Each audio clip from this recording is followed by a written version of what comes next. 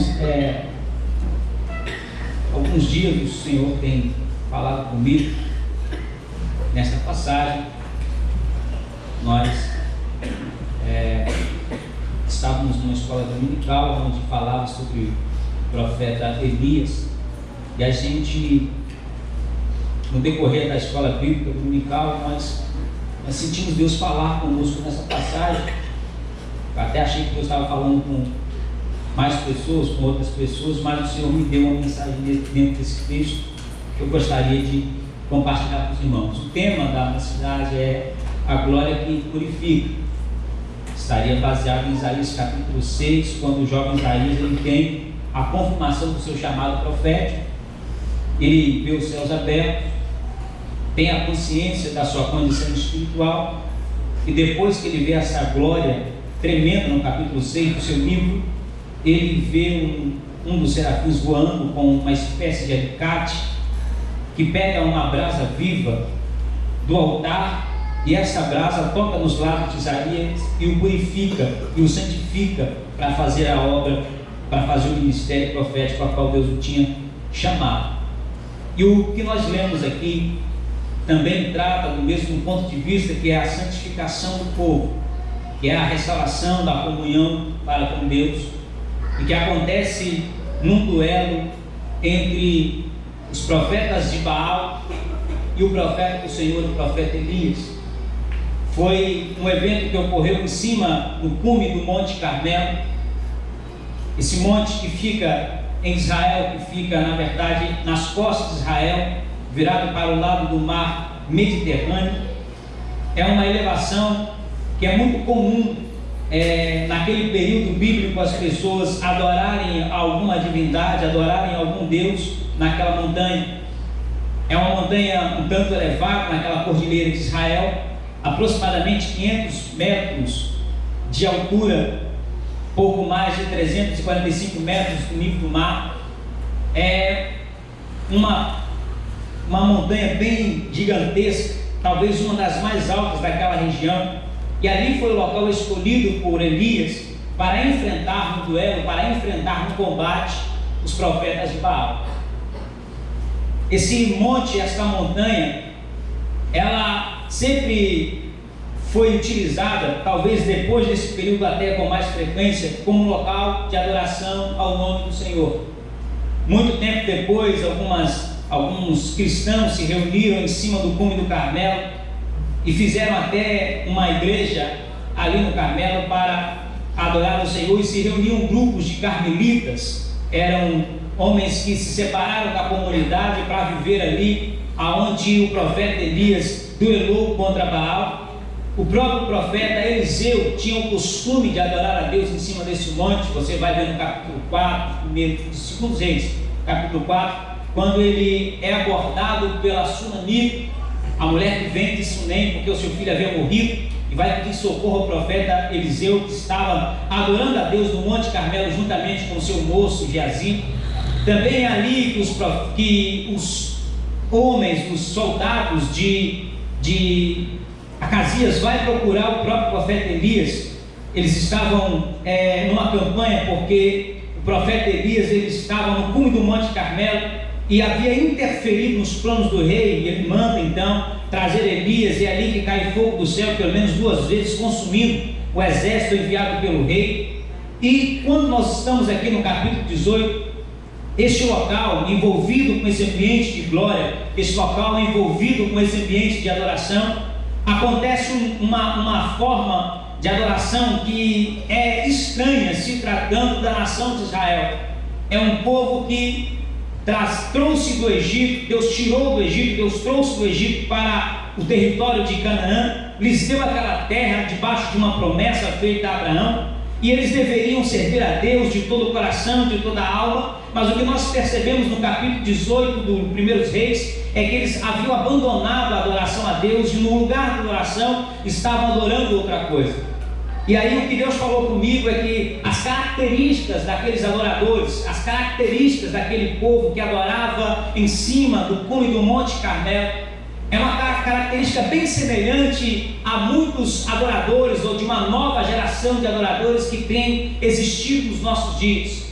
Oxalá queira Deus que nenhum de nós estejamos enquadrados nesse tipo de adorador, mas os adoradores daquele lugar, os adoradores daquele ambiente, os adoradores do Carmelo, eram adoradores que estavam adorando a um Deus que nem era realmente o Deus verdadeiro. Eles estavam adorando a uma imagem, a uma divindade, a tal ponto entregue, o povo de Israel estava tão entregue a esta idolatria, a esta adoração, que não sabia discernir mais quem era o Deus verdadeiro, quem era a idolatria.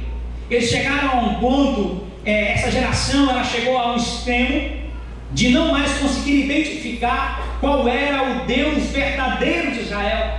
É o que nós vamos encontrar no versículo de número 21. O povo estava dividido nos pensamentos, dividido na questão de quem é que deveria ser servido, de quem é de fato que deveria ser adorado. Você vai encontrar um povo que não sabia se adorava a Deus ou se adorava a Baal, e é o povo de Israel, é a nação eleita de Deus, é o povo que Deus escolheu, é o povo que Deus tirou do Egito e colocou na terra boa que manava leite e mel, e agora está nessa condição. E por que isso aconteceu? É porque o reino do norte, depois que se dividiu, depois do filho de Salomão ter assumido o trono, Roboão, e ter assumido as 12 tribos e não ter aceitado o pedido de diminuição dos impostos, aquilo houve uma ruptura. Então o reino do norte ficou sendo liderado por Jeroboão, que assumiu a liderança de 10 tribos de Israel, enquanto a casa de Judá foi liderada pela família de Davi, no seu descendente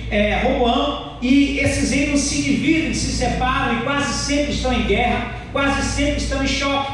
E o próprio Jeroboão, rei das 10 tribos, não querendo perder as suas tribos, que tinha agora como sendo ele o rei delas, impedia que o povo descesse para Jerusalém, o centro da adoração, para adorar. E por esta proibição, muitos verdadeiros servos de Deus escolhiam os montes para adorar. Só que quando nós estamos no capítulo 18 de 1 Reis, já se passaram quase que 80 anos depois da separação dos reinos.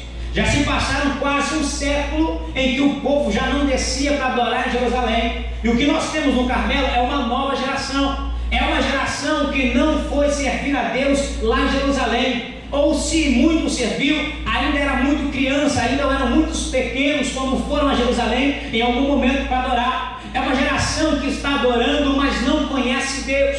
É uma geração que está fazendo culto, mas que não conhece o Deus verdadeiro. E é justamente dentro desse contexto, eles estão em um ambiente de adoração, estão no lugar da adoração, mas estão adorando a coisa errada. Estão no ambiente de adoração, estão no lugar da adoração, mas estão adorando o Deus errado. E isso traz para a gente uma preocupação na geração que nós temos encontrado de adoradores nos dias atuais. São pessoas que se dizem adoradores de Deus, mas que parecem que não conhecem o Deus que de fato dizem adorar. Eles são adoradores de Deus e chegam a dizer que são adoradores muito íntimos de Deus. São tão íntimos que chega à beira de ter um desrespeito com a pessoa da divindade, com a pessoa de Deus. E eu fico me preocupando com essa geração que está dividida em seus pensamentos. Ora adora a Deus, ora não adora a Deus. Ora adora a Deus, ora está no mundo. Ora canta louvores a Deus, ora adora Satanás. Aí gravam às vezes alguns produtos para vender, para comercializar, numa mistura que ninguém sabe de fato a quem está servindo.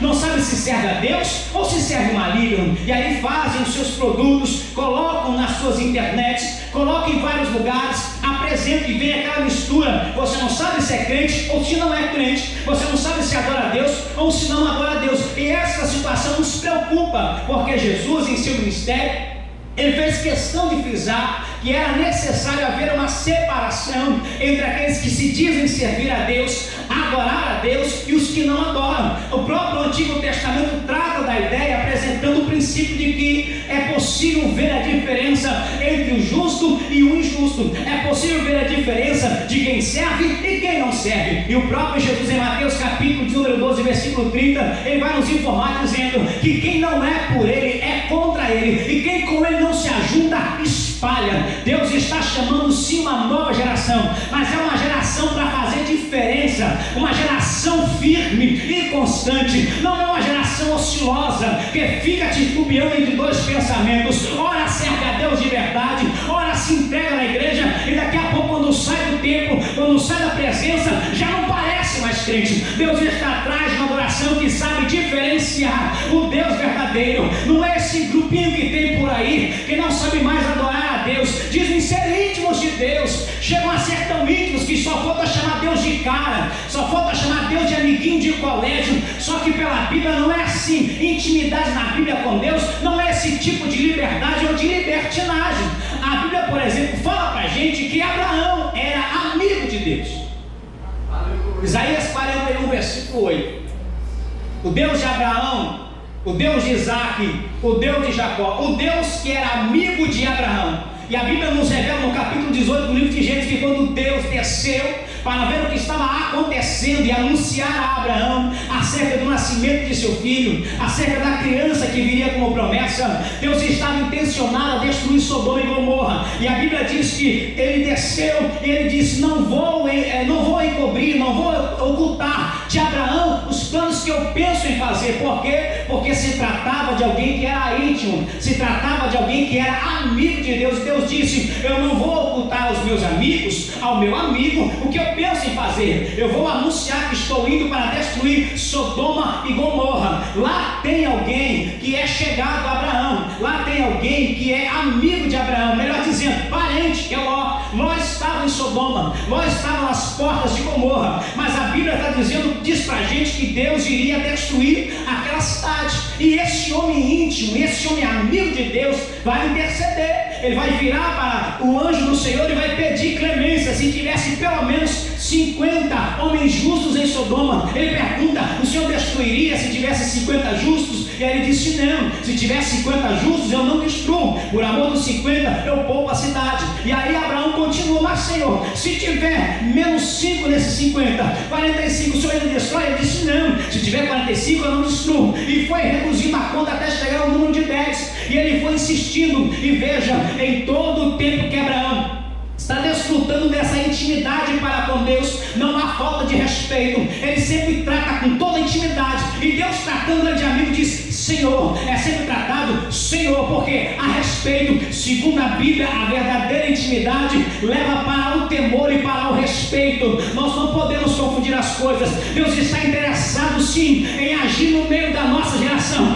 mas uma geração que tem temor, uma geração que tem respeito, e que não venha usar a ideia de intimidade para fazer aquilo que é errado, achando que Deus é um pai bobo que vai tolerar. Não vai tolerar. É preciso ter respeito, porque na Bíblia intimidade vai muito mais. No capítulo 3 do livro de Êxodo, nós vamos encontrar um homem que ele tem a condição de falar face a face com Deus. O seu nome é Moisés, que no capítulo 3 ele tem a visão da sarça ardente do livro do Êxodo. A Bíblia diz que quando ele vê a sarça, ele quer se aproximar. Ao tentar se aproximar, uma voz diz para ele: Moisés, tire a sandália dos teus pés, porque o lugar que você está pisando é terra santa. Aí Deus vai ainda continuar dizendo: porque eu sou Deus de teu pai, eu sou Deus de Abraão, eu sou o Deus de Isaac e o Deus de Jacó. Aquela pessoa a qual diz a Bíblia Sagrada que Deus fala face a face, cara a cara, ele encobre o rosto quando Deus se apresenta para ele. Eu não entendo esses que se dizem ser íntimos de Deus e querem chegar para Deus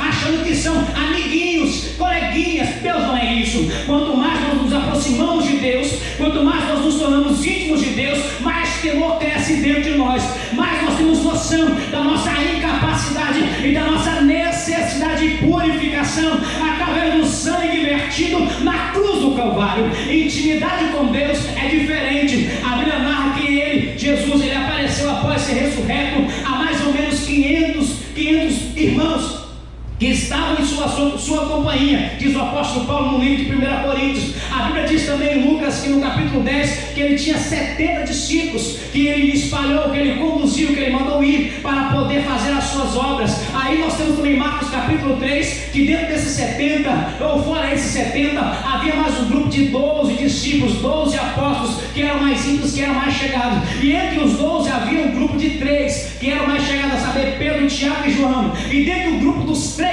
havia um mais chegado ainda, que era João. E esse João é aquele que estava sempre próximo do peito de Jesus, era íntimo, era chegado. E quando Jesus, na última ceia, no capítulo 3 do Evangelho de seus discípulos, que naquela mesma noite ele seria traído, eles ficam curiosos para saber quem era o traidor. João, então, depois de ser apontado por Pedro, ele vai virar para Jesus, encostado no seu peito, e vai dizer: Senhor, quem é que vai trair? Olha, ele é íntimo, mais chegado, ele é aquele que está encostado no peito, é um dos 3 mais chegados, ele é um dos 12 mais chegados, é um dos 70, é um dos 500 mais chegados, mas ele se refere à pessoa bendita de Jesus, de Senhor. Se você quer ver Deus agir no meio da tua vida, se você quer ver Deus agir nos teus estudos jovens, se você quer ver Deus agir na tua casa, se você quer ver Deus agir em seu ministério, a primeira coisa da intimidade com Deus é ter temor e respeito. Deus está procurando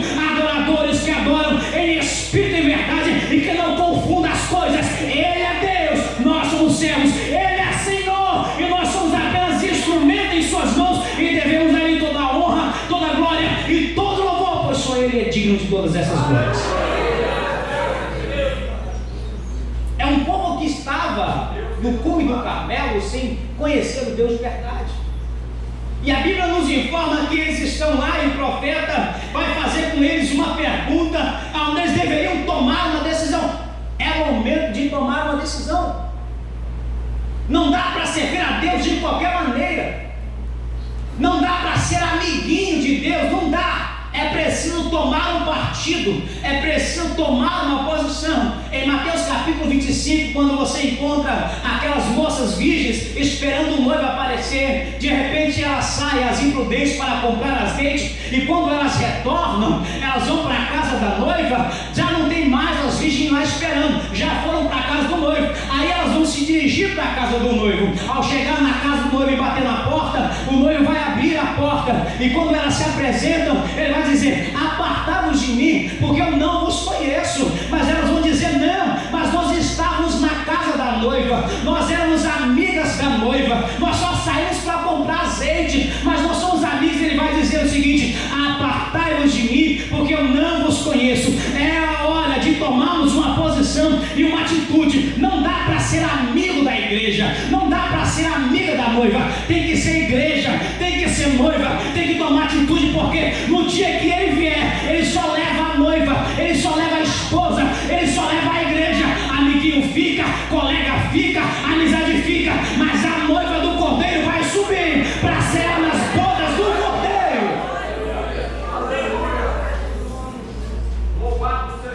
É uma geração que se designa, mas brinca com a igreja, brinca com o evangelho. Dizem nos representar, mas na verdade só traz mais escândalo e vergonha para muitos.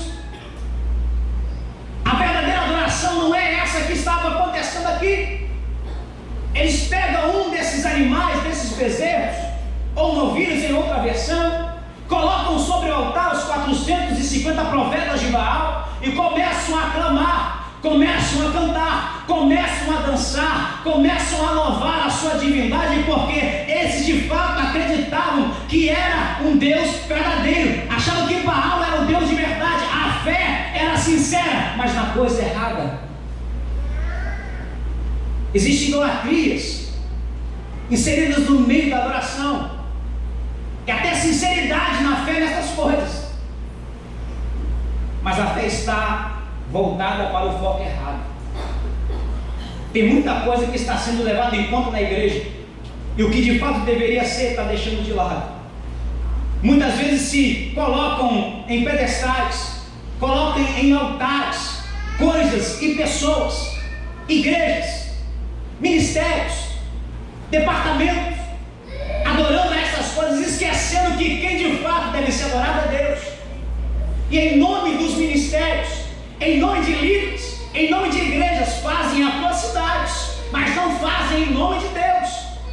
Deus de fato fica de fora, não é adorado, mesmo que tem músicas, mesmo que existem danças no meio deles, ainda que existem louvores, mas a Bíblia adverte que nem todas as adorações Deus está presente. Pode ter barulho, pode ter dança, pode ter alvoroço, mas mas isso não significa que Deus está presente. Ora, no capítulo 4 do livro de 1 Samuel, a Bíblia nos vai informar que os dois sacerdotes, filhos de Eli, Ofni e Finéias, saíram para o campo de batalha, levando a Arca da Aliança. Quando a Arca da Aliança chegou no arraial em que eles estavam em combate, houve um grande alvoroço, uma grande alegria, e então os filisteus que estavam acampados para guerrear começaram a pensar: agora perdeu, a gente agora perdeu, acabou pra gente, a casa caiu. Por quê? Porque o Deus de Israel está lá no meio do arraial, o Deus de Israel está lá no meio deles, acabou pra gente, mas vamos mesmo assim, vamos nos esforçar e vamos pelejar contra os israelitas. A Bíblia diz que o povo filisteu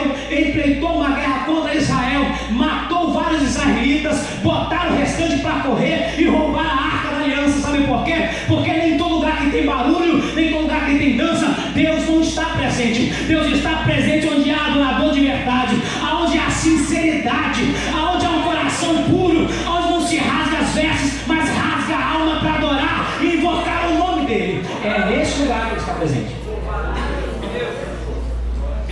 E agora eles estão ali se dilacerando sobre o altar, estão ali adorando a Baal, e de repente, naquela adoração que já estava chegando ao meio-dia, e Baal não responde nada com fogo. Elias começa a zombar. Quem sabe o Deus de vocês não está morto? Ou melhor, quem sabe o Deus de vocês não foram dormir? Ou melhor, quem sabe o Deus de vocês não está resolvendo alguma coisa muito importante? Grite mais alto, fale mais alto. Esta na verdade era Elias levando uma palavra para o povo de Israel que estava no Carmelo. Porque Deus, o nosso Deus, o Deus verdadeiro, não dorme.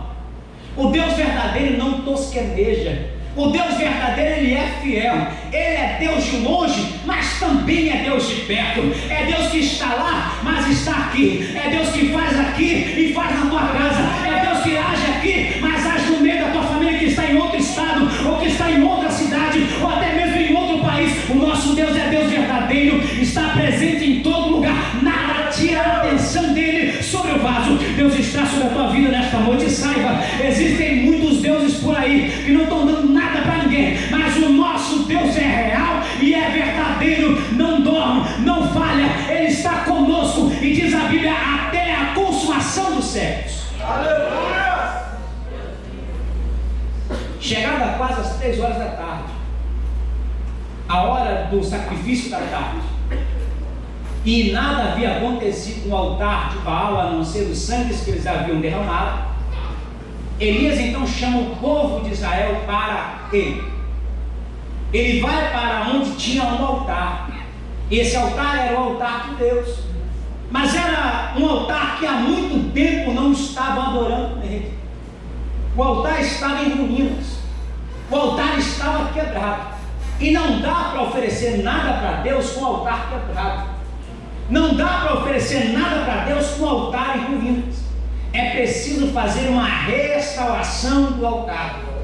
A Bíblia nos informa que o profeta Elias, ele pega 12 pedras que simbolizavam as 12 tribos de Israel. E observe, ele está no reino do norte, ele está onde apenas tem 10 tribos, mas ele pega 12 pedras, simbolizando as 12 tribos, entendendo que na adoração a Deus não pode haver separação espiritual, a separação física, a separação geográfica, a separação de casas. Eu na minha casa, você na sua. Eu na minha cidade, você na sua. Nós na nossa igreja, eles iam na outra igreja, não tem nenhum problema.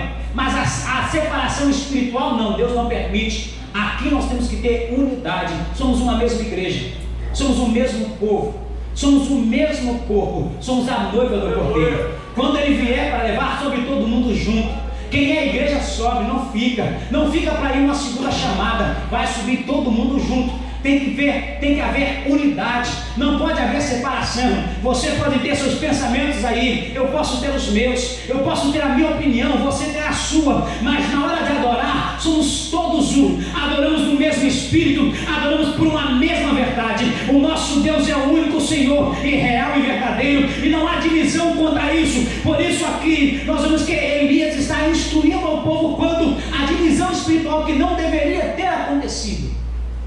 É preciso haver uma restauração. que aonde há divisão, o Espírito de Deus não opera. Aonde há separação espiritual, Deus não age. Então não adiantaria nada o profeta tentar reclamar uma comunhão para com Deus sem haver reparação. Ele então conserta o altar, ele repara o altar, coloca a lenha em cima, pega o animal, reparte sobre a lenha e não coloca fogo. Pede para que tragam 4 cântaros para jogar água em cima daquele altar, pelo menos por 3 vezes. Cada cântaro que é derramado tem a intenção de fazer uma cerimônia de purificação. São 12 tribos, 12 pedras, 12 cântaros de água. É Deus purificando o seu povo por completo.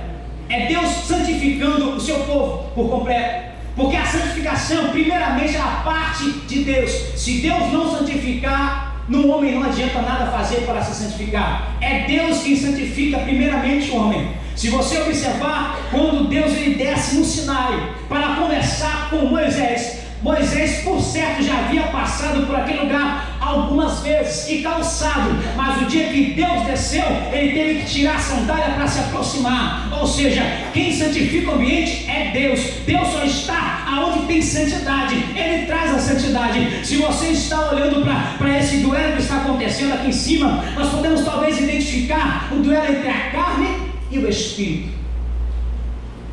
um duelo entre as duas forças da nossa natureza, que estão em guerra todos os dias, e parece que o que está em maior número é a carne. São os 450 profetas de Baal. Mas a Bíblia, mesmo falando de Jesus que na verdade o Espírito está pronto, mas a carne é fraca, o grande segredo é a vigilância.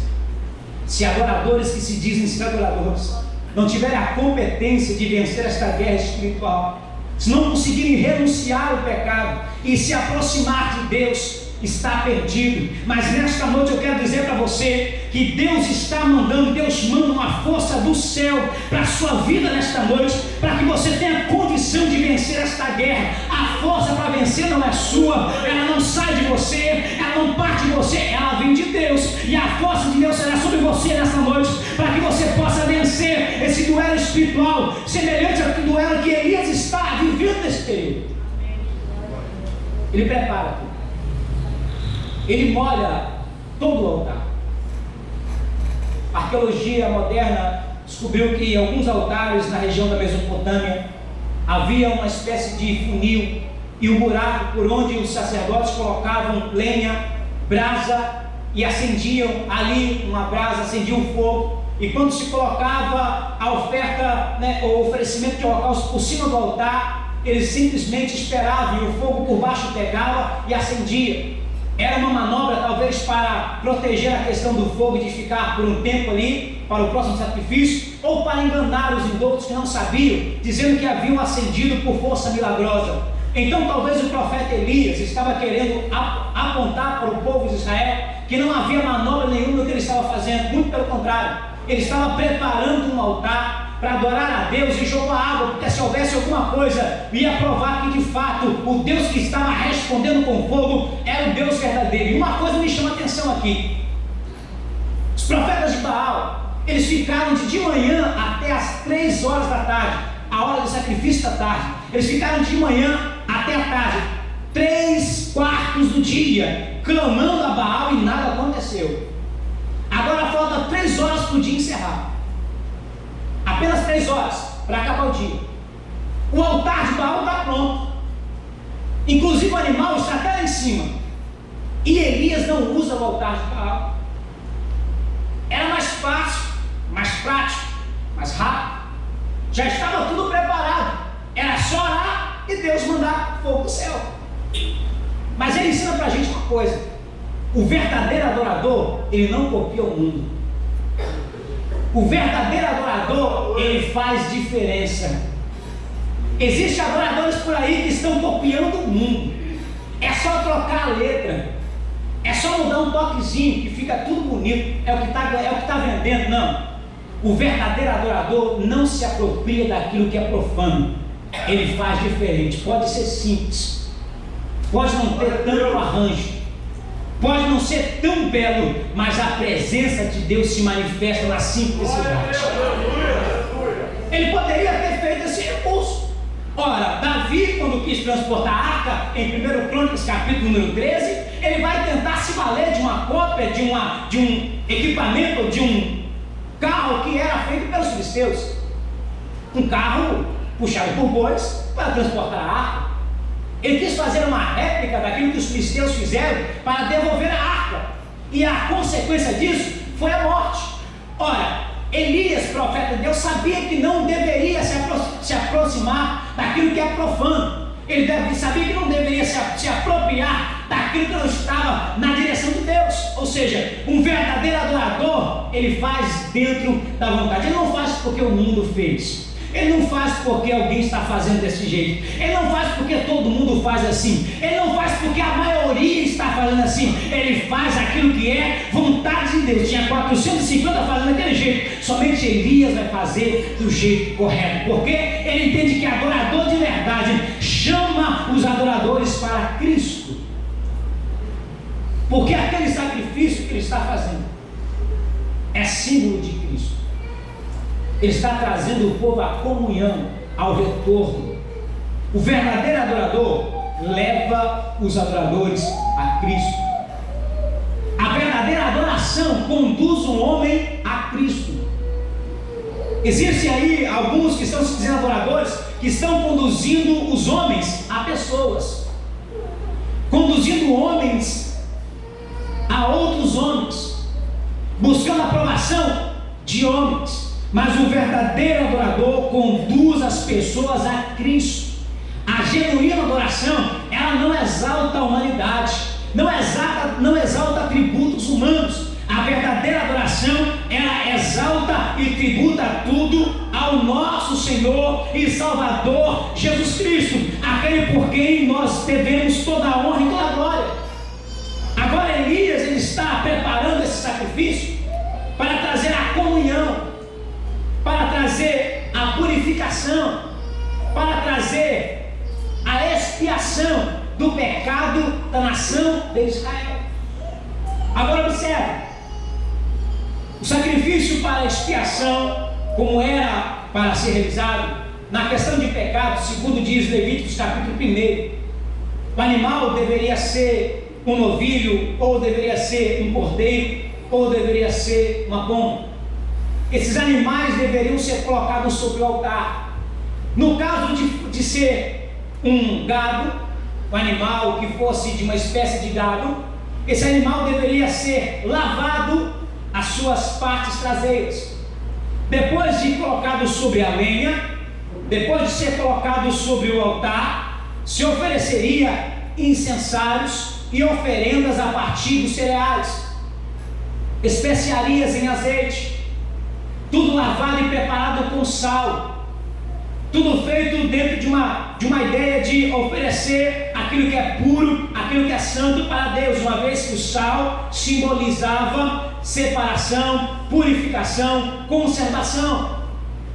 Agora esse tipo de oferta, de oferenda, deveria ser feito de modo voluntário, não deveria ser por obrigação. Mas aquele que ofendeu, ele deveria voluntariamente apresentar essa oferta para Deus.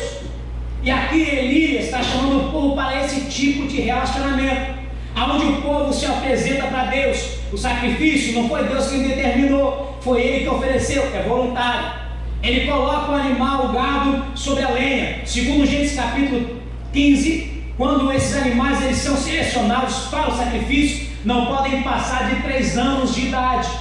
Eles estão em cima do Carmelo, estão ali no Carmelo, estão ali com o altar, estão ali com o gado, para aproximadamente 3 anos.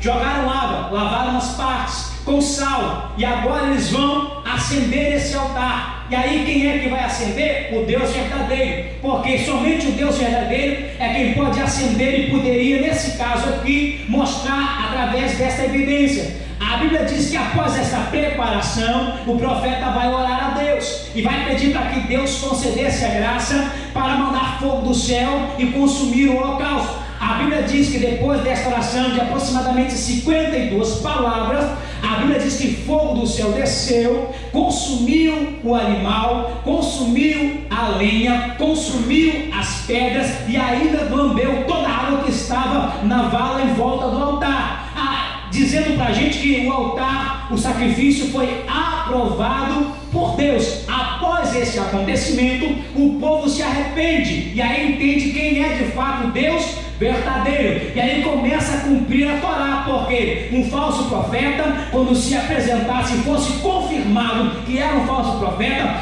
deveria ser morto diante da congregação. Então Elias dá ordem para sacrificar, para matar os 450 profetas de Baal. Aí o povo retorna para Deus. O arrependimento veio depois do sacrifício. Agora esse sacrifício aqui aponta para Cristo. Esse sacrifício aponta para Cristo. Primeiro, porque é um sacrifício de expiação perfeito. Havia um sacrifício em Israel em que aquele que apresentava a oferta poderia participar da oferenda, comendo um pedaço, comendo parte desse sacrifício. O sacrifício de holocausto perfeito não se podia participar dele, teria que ser totalmente queimado ao Senhor.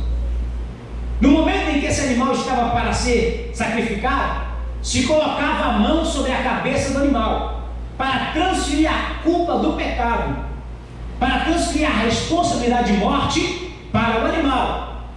Era a apresentação de um substituto. Agora, esse sacrifício aponta para Cristo. Como? Jesus é aquele que voluntariamente se entregou por nós. É o que diz Gálatas capítulo de número 5, versículo de número 2. É o que diz também em Efésios. Ele se entregou por nós como sacrifício vivo, santo e agradável a Deus. Esse sacrifício aponta para Cristo quando? Quando além essa preparação que Elias faz, ele ainda manda jogar água sobre aquele altar, que está tudo preparado com sal. Aí você imagina, onde é que está a evidência que esse sacrifício aponta para Cristo? Está em Lucas. Em Lucas, no capítulo 7, Jesus está na casa de um fariseu. E quando ele está na casa de um fariseu para poder cear e estar sentado à mesa, se apresenta por detrás de uma mulher que começa a lavar os seus pés. Começa a lavar os seus pés com lágrimas, água salgada. Quando esses eventos começam a acontecer, o povo vai tendo uma noção, na verdade, Cristo está sendo representado aqui. Ou seja, a água salgada, lágrimas salgadas. O bezerro com mais ou menos 3 anos de idade, Jesus foi crucificado em seu 3º ano de ministério. Nós temos aqui que eles estão em cima do Monte Carmelo, que significa em hebraico jardim. Havia um jardim, segundo o Evangelho de João, lá no lugar do Gólgota, onde Jesus foi sepultado. Nós temos aqui uma evidência muito clara, porque ele se entregou como substituto em nosso lugar, para ser o sacrifício perfeito da comunhão, da expiação, da adoração, do retorno, da salvação, para que nós pudéssemos, através do arrependimento, ter acesso à salvação. O que eu estou dizendo para nós aqui nesta noite? A verdadeira adoração, ela precisa levar a pessoa a Cristo. Ele é o autor e a razão de nós estarmos aqui. Aleluia. Não podemos enganar, nem deixar sermos enganados. Aqui nesta noite temos adoradores? Temos, mas adoradores que adoram a Cristo, que apresenta a Cristo para o Salvador. É nele e por ele, não há salvação fora dele. Não existe outro Deus a não ser ele. Somente ele é a solução para a sua vida aqui nesta noite. Talvez você está aqui enfrentando o juízo na sua vida, enfrentando o juízo de Deus na sua casa. Observe, a nação de Israel estava 3 anos e meio sem uma gota d'água. Era juízo de Deus. E ao invés do profeta pedir água primeiro, pediu fogo para purificar. Se você nesta noite quer ver Deus remover o mal que está sobre a sua vida, o juízo que caiu sobre você, O caminho é arrependimento, porque o sacrifício já foi feito, o sacrifício já foi realizado, o sangue já foi derramado, o sacrifício pelos seus pecados já foi feito, a expiação voluntária já foi entregue, o substituto já entrou e já morreu no teu lugar. E esta é a noite, e esse é o momento em que Deus está tratando com você dessa forma. Se você quer ver a chuva da bênção, se você quer ver Deus mudar o seu estado, mudar seu quadro, mudar seu cativeiro, a única solução é Jesus para a sua vida, é Jesus para a sua casa, é Jesus para o seu ministério, é Jesus para a sua vida financeira, é Jesus para a sua família. Somente Jesus é quem pode restaurar a sua vida. Curva sua cabeça agora em nome de Jesus. O Espírito Santo, ele está falando ao meu coração nesta noite, que existem pessoas aqui que estão vivendo debaixo de um juízo de Deus, não estão vendo coisas prosperarem, não estão vendo as coisas melhorarem.